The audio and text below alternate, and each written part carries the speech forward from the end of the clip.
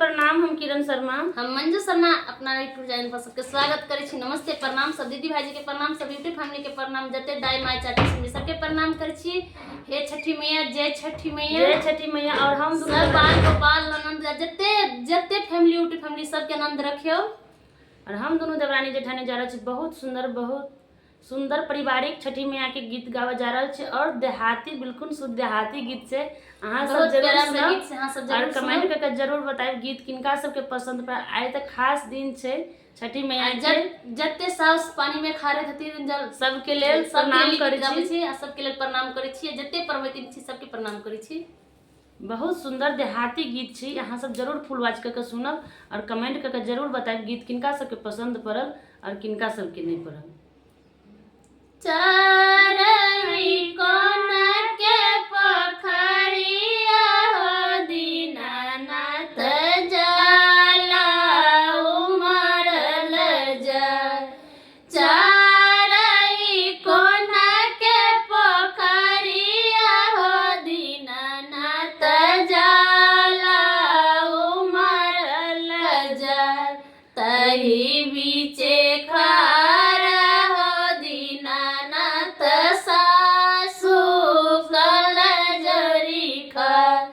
तही बीचे खारा हो दीनानाथ सासु मोरा जल जोरी खार। चारही कोना के पोखरिया हो दीनानाथ जाला उमरल जाय। चारही कोना के पोखरिया हो दीनानाथ जाला उमरल जाय। तही बीचे सासु हो दीनानाथ काला जोरी खार। तही बीचे सासु हो दीनानाथ काला जोरी खार। सांझा मारा ढाल हो दीनानाथ कहाँ मल गइलु एते दे।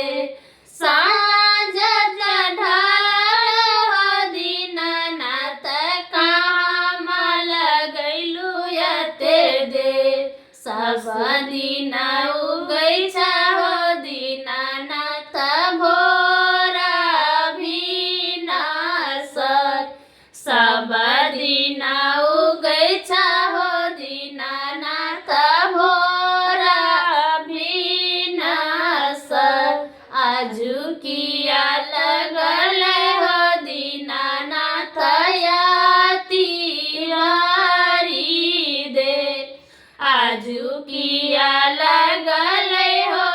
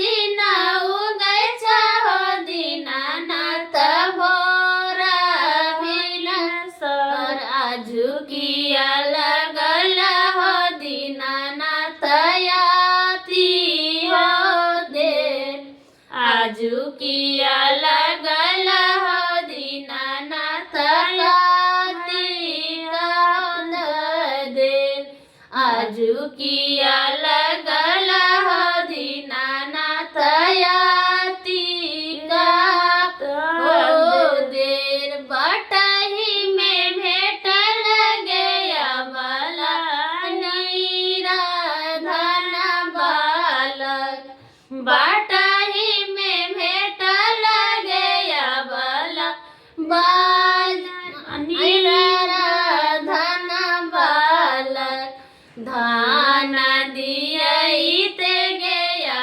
बला लगायती दे धान दियते गया बला